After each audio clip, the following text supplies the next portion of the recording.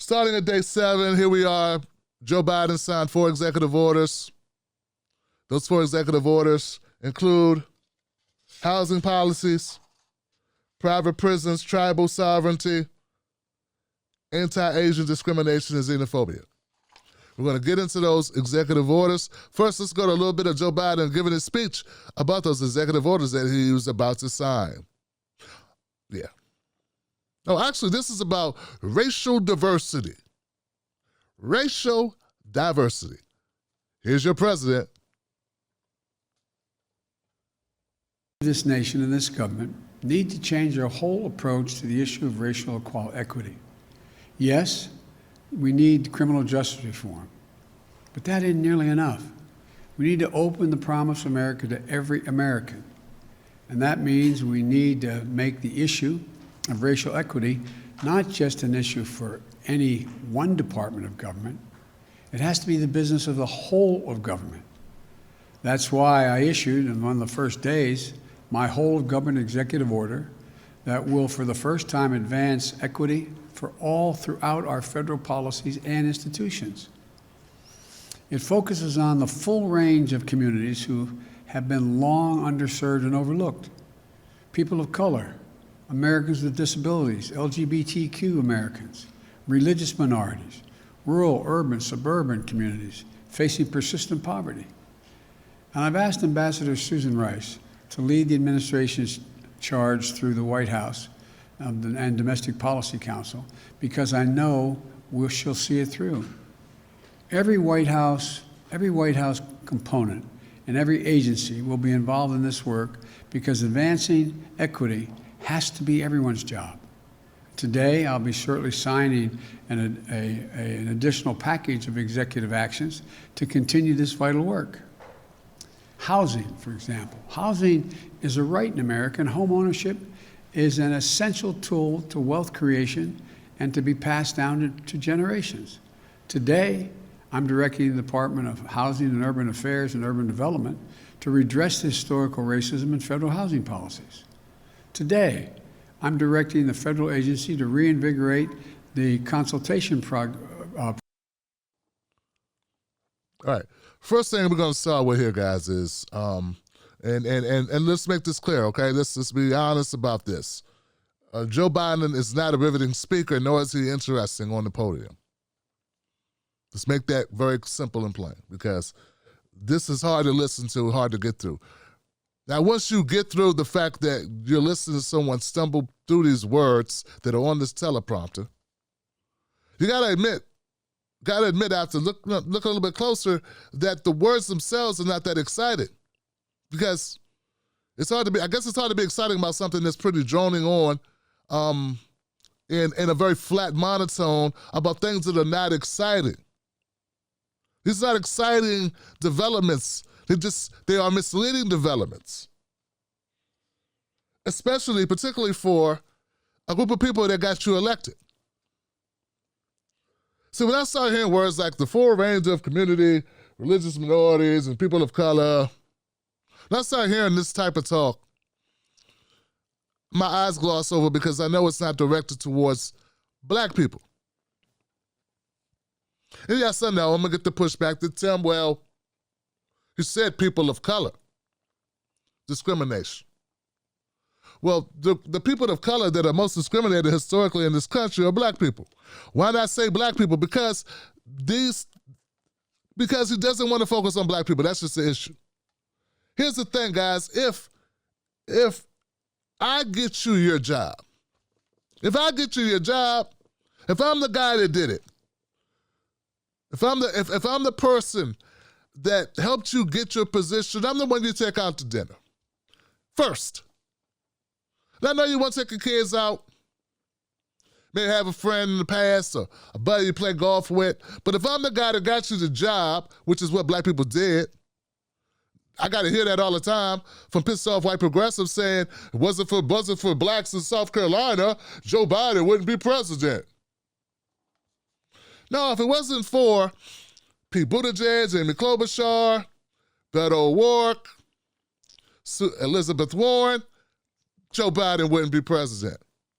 Get that right, first of all. Mike Bloomberg, you forgetting like 15 other people that were on the stage, some just there to split the vote. And the media that was in cahoots. So, okay, rookie mistake, we don't pay attention. But then, okay, let's look at it your way. Let's go with your story. You're saying if it wasn't for black people in South Carolina who don't pay attention, who believe Jim Clyburn, who think Jim Clyburn walks on water, if it wasn't for them, Joe Biden would be president. Well, in your logic, why aren't black people at the front of this agenda? And don't tell, see, people have this idea just because it says racial equity, they're talking about black people. But when you look at what he's actually saying, he's talking about everybody. People with disabilities, trans folks. We don't get further into it. I'm just saying, I'm not saying there's anything wrong with that. But what I'm saying, and it's a very simple point, if we got you elected, and if it weren't for us, you would not be in that position, should we be at the front of the line for the people that you want to have legislation for, executive orders for? This ain't legislation. This is executive orders. There's no quid pro quo. There is no tit for tat. There is no, I got you, man. See, it kills me when people act like they don't understand this concept and they drone on and on and on. In life, there's this thing called I do something for you, you do something for me. It's very basic. How could you not get that? I bet you one thing, if the LGBTQIA community got his ass elected, he wouldn't be saying all people. He'd be saying the LGBTQ community, here goes this.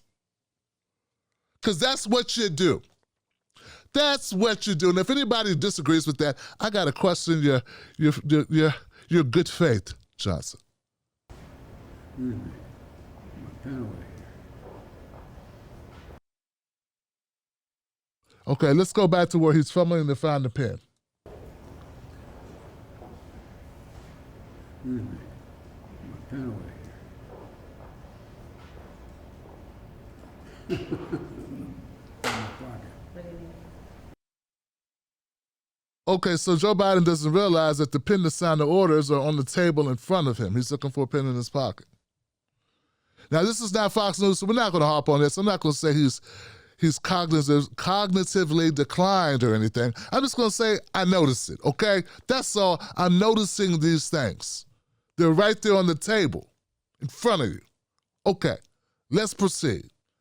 I'm nitpicking, but hey, it is what it is. This first executive order is a memorandum for the Secretary of Housing and Urban Development to redress our nation's and the federal government's history of discriminatory housing practices and policies.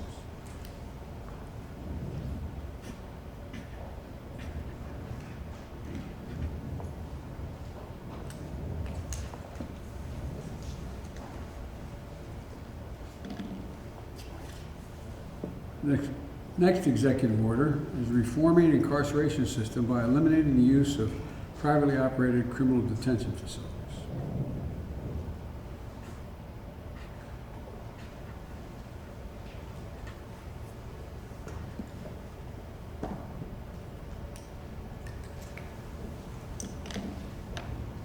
Third executive order is a memorandum for the heads of executive departments and agencies. Tribal consultation and strengthening nation-to-nation relationships.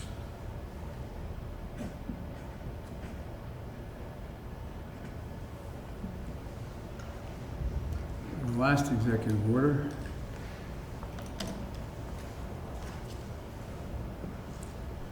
is condemning and combating racism, xenophobia, and intolerance against Asian Americans and Pacific Islanders in the United States. I'm underwhelmed by this predicament. But let's start at the top. The executive order for evaluating the Trump's housing policies. So, first of all, we got to look at the language of this order, okay? It's to evaluate what Trump did. That's it, okay? He's going to have a committee of people look at Trump's impact, examine the effects of Trump's administration. and see if they undermined fair housing policies and laws. So that's a process that this is going to go through where these people, whoever they are going to look at what Trump did and evaluate it based on what? I don't know. Based on Obama, I don't know, maybe. And decide, well, because of Trump, things dipped 10%, or these people were impacted this way, or these numbers dropped, and then they're going to make a recommendation. And then at some point, I guess it says, and then its findings, uses findings to implement the Fair Housing Act standards as needed. I don't even know what that means. What does that mean, Johnson? Are you going to go, so people were put out of their homes, or so we know that one of the things that Donald Trump did was raise the price of assisted living. Raise the price of Section 8, for instance. We know that, right? How are you going to mitigate that? Are you going to lower the cost of those? See, this is very specific language I'm speaking to you. What have we learned over the last couple of weeks with Joe Biden? We learned that he's a politician. So the whole thing with the $2,000 that they said you were going to get if you voted for Warnock and Ossoff, we now know that we can't take him at his word, that he can use fuzzy politician speak, and it really means not $2,000, but $14,000, because it's including money from a previous administration that he's counting as a part of his administration. So we know we got to look at him very closely when he talks. We can't just let him talk and just think and draw conclusions what it means. So we needed Joe Biden to come out and say, hey, if Trump raised your rent, we're going to bring it back to the levels of which it was before he raised your rent. He had the rents double and triple, didn't he? He had Section 8 rent double and triple. For what reason, I have no idea, other than to make more room for his war budget. So we need very definitive, specific language about what's going to get accomplished. And you don't really need a study to know these things. Like, I know that about the housing. How does Biden not know that? He knows that. He's being vague for a reason. Next order. Now, executive order to end reliance on private prisons. In an effort to terminate the federal government's use of privately owned detention facilities, the Attorney General has been directed not to renew Department of Justice contracts with private prisons. Not renew. That's the word. I got somebody in the comment section right now saying Tim Black, are private prisons over? No, they're not over, Johnson. He's saying do not renew. And that renewal comes up when? Somebody give me the date on that renewal. See, this is very tricky language. You have to look at this. This is the first step to stop corporations from profiting off of incarceration. It's the first step. Okay, so when would that take place? There are more than 14,000 federal inmates housed at privately managed facilities, representing a fraction of the nearly 152,000 federal inmates currently incarcerated. Remember, this is for the 14,000 federal inmates housed at privately managed facilities. I don't want to shatter your belief system here, but you need to understand something. America's built on incarcerating people, particularly black people. We're the largest incarcerated in the Western world. Biden's not going to change that, even though he was the architect. He is one of the lead architects of mass incarceration. And this bill is much short of reversing that. Is it not bill, this executive order? Don't get me wrong, good. You're going to put an order in to not renew private prisons in the federal systems. Most of these systems, most prisons are run state. We know that, right? Only like 20% of our country's prisoners are in federal prisons. So we are talking about 20%, we're only talking about 20% of the prison population. And of that 20% of prison population, only 14,000 of federal inmates are housed at privately managed facilities. They're going to be sent somewhere else, Johnson. Don't get me wrong, that's good. But there's still 152,000 federal inmates in federal or government-run federal institutions. So to answer the question, and I still don't know even when this is going to happen. I did not look up the date that the renewal is up. Because don't renew, like, okay, guys, so renewal could be next week or renewal could be in 2 years. Right? You got to renew your lease, right? So say you got a lease, it's like a lease, right? It's a contract. So he's not wanting to terminate the contract early. He could terminate the contract early and be bold. I want out of the deal now, Johnson. It's a bad deal. I want to terminate it now. Let my people go. He could do that if he wanted to. It's an executive order. He could say on March 1st. He didn't, did he, Johnson? So he's going to let the term of the current contract run its course. Does that sound like earth-shattering, groundbreaking developments to you?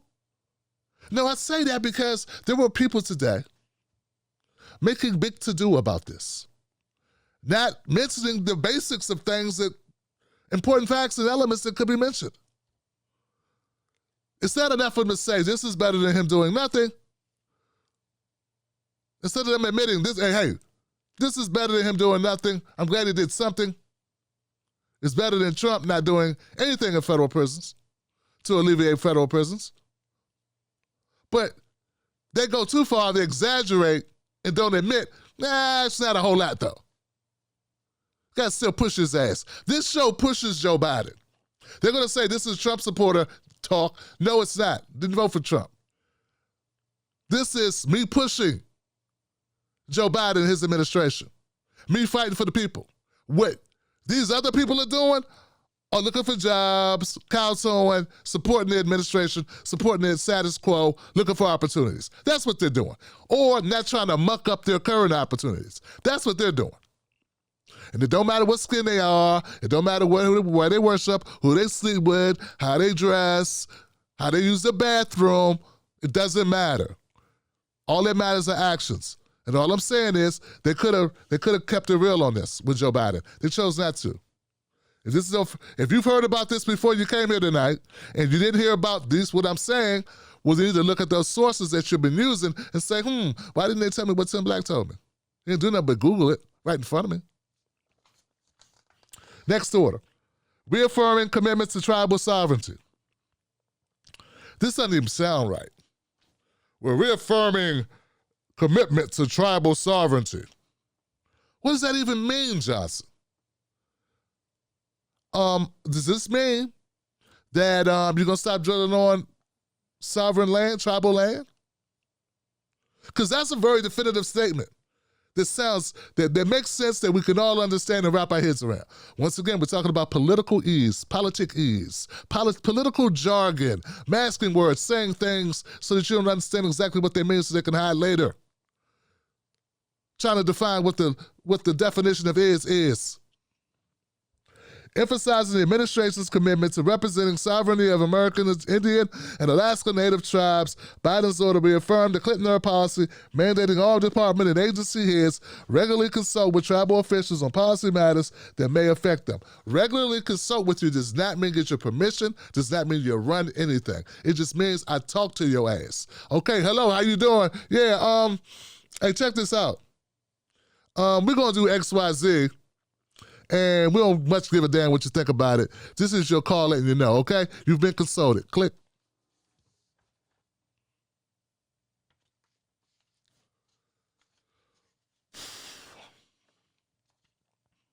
That's it. That's what consult means. I consulted with you. I talked to you. I spoke to you about it before we did it. Okay. Oh, I wish you wouldn't do that, Joe Biden. I wish you wouldn't do that. Yeah, I know. I wish a lot of things too. And if I could wish I was, 21, white and blonde, but I'm not. Here we go. Click. Click it. What? Once again, if you heard this talked about on other programs and it wasn't told to you this way, it's because they don't want you to know what's going on. Number four, executive order denouncing anti-Asian discrimination and xenophobia.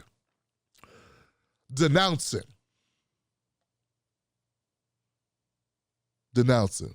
What does denouncing do?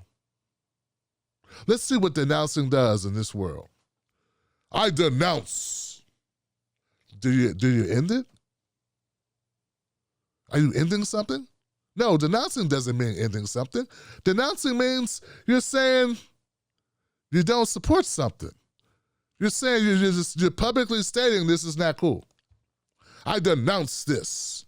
Okay, let's see what this. In response to a surge of anti-Asian bias amid the coronavirus pandemic, Biden's order urged the Department of Health and Human Services to consider issuing guidance on cultural competency and sensitivity toward Asian Americans and Pacific Islanders as part of the nation's COVID-19 response.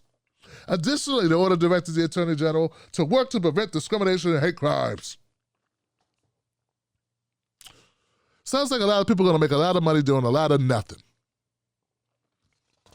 Hey, I'm sorry, guys. I wish there was more here. I wish I could make you excited. I wish I could tell you something that was positive. I want Joe Biden to do a good job. He's the president. I wanted Trump to do a good job. He was mostly incapable of such. I don't think that's what his true intentions were. And neither do I think Joe Biden's true intentions are to do a good job. I think his true intentions are not to rock the boat too much and to try to maintain power and to find his pen. Look, guys, if Asian Americans or Pacific Islanders are experiencing more discrimination due to COVID-19, and make this clear, because of the rhetoric coming out of the mouth of Donald Trump, created this. So if you're a Trump supporter watching right now, that's your president who shares in this to a large extent. He was the one calling the coronavirus names like the Kung flu.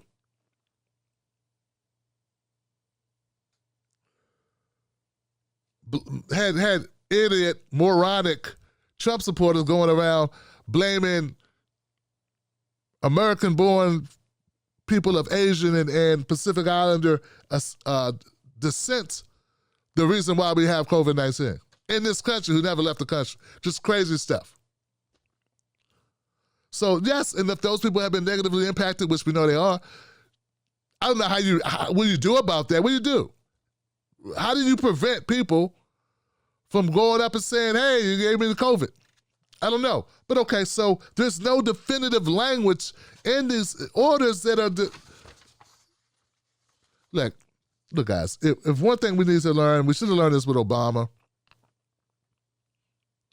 It seemed like they really knew it. All of a sudden, everybody wised up. When it became time for Trump, all of a sudden, all the corporate media started to understand when words didn't mean shit, when people were giving you a bunch of smoke and mirrors and a bunch of fluffy talk. And now all of a sudden, they're going right back to not understanding where people are giving you airy language. But this is airy language that's just not definitive of anything. The order directed the Attorney General to work to prevent discrimination and hate crimes. What would that work consist of? I'm working.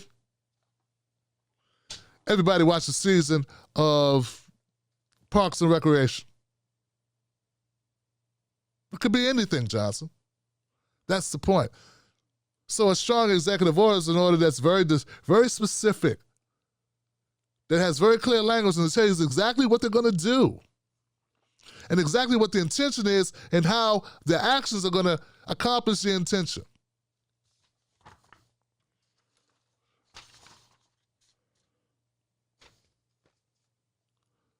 Once again, just clear it up. Let's make it straight for people. Joe Biden's executive orders here, a lot of them have no teeth. They have no teeth. They have no teeth, Johnson. They're not descriptive enough. The one that they're talking the most about is the private prisons, and that doesn't impact enough people to get you so joyous. And it's not like he's saying I'm freeing the slaves. He's saying I'm gonna close these private prisons. But no, we're not gonna renew these federal contracts. We're not gonna renew these contracts when the contracts run out.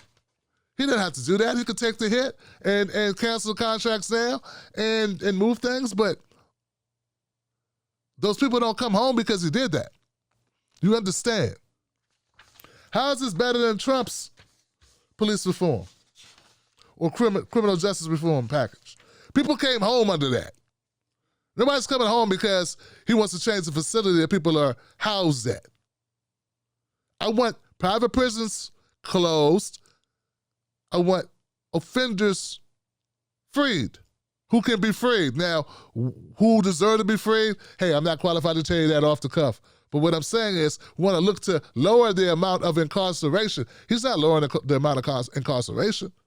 People don't just want to be out of a facility, though, of course, well, according to some studies, the worst run facilities are privately held facilities. I'll give you that. But people want to come home. I want to see people come home. We have an injustice system. He's not talking about doing that. So it's okay to say, and I'm not saying that there's nothing there. I'm not saying there isn't some positivity that can be eked out of that. But let's not overstate it. Let's not overblow it because you want to work on somebody's team or you're looking for whatever you're looking for. I don't know what you're trying to do. Let's not give the American people a false sense of accomplishment with this. Let me ask you something. Do they know us? When I say they, I mean the talking heads on cable news. Do they know you? I mean, they talk about the world as if it's a sport. They play political games, report on our pain, rack our brain to feed the stock exchange, but do they know us? Do they know what we care about? Nope. They're too far away. They can't see us. They can't feel us. They can't relate to us. See, when you want to know what's going on in your world, trust someone who lives in your world. Subscribe.